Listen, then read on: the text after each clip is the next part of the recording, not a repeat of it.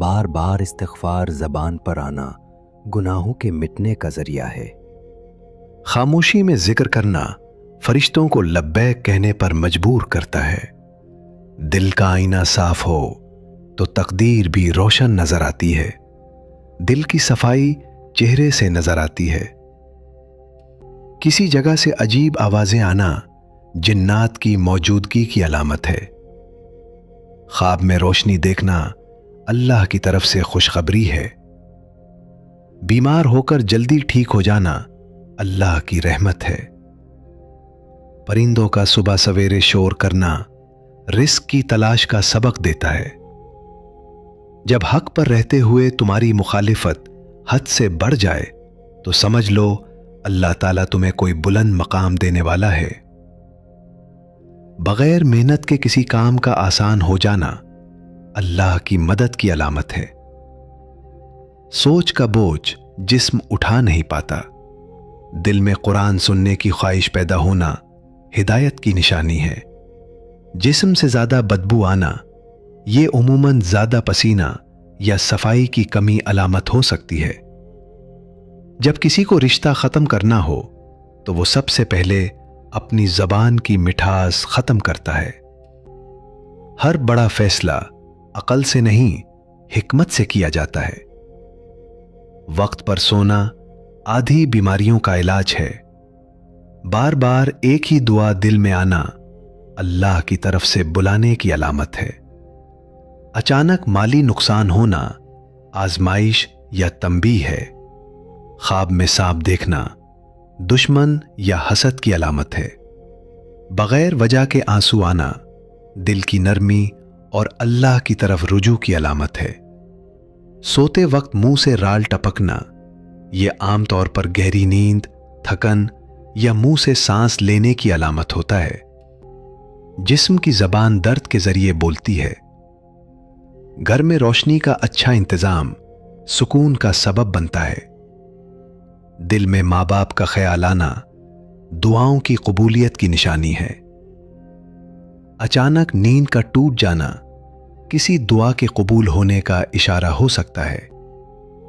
जवानी में सर के बाल सफेद होना अक्सर ज़हनी दबाव, जीनियाती असरात, विटामिन की कमी की अलामत समझा जाता है। बार बार अल्हम्दुलिल्लाह कहना नेमतों में इजाफे का जरिया है। अगर जल्द पर सफेद धब्बे पड़ने लगें तो समझो कि तुम्हारे जिस्म में विटामिन डी की कमी है। जिस्म को आराम और दिल को यकीन चाहिए। जो अपना राज खोल देता है वो खुद अपना दुश्मन बन जाता है। जो खुद को पहचान ले वो किसी का मोहताज नहीं रहता। बुखार जिस्म की सफाई है, दवाओं की जल्दी नुकसान है। जिसने सब्र सीख लिया उसने जिंदगी जीत ली। आहिस्ता चबाना हाजमा है, जल्दी खाना जहर है। सुबह के वक्त इस्तिग़फ़ार दिन भर की बरकत है। पेट खाली हो तो दिमाग साफ रहता है, पेट भरा हो तो थकान बढ़ती है। अगर आप अपनी बुराइयों पर काबू पाना चाहते हैं तो सच बोलना शुरू कर दें। शहद जिस्म को ताकत देता है लेकिन बेकदरी उसे जहर बनाती है।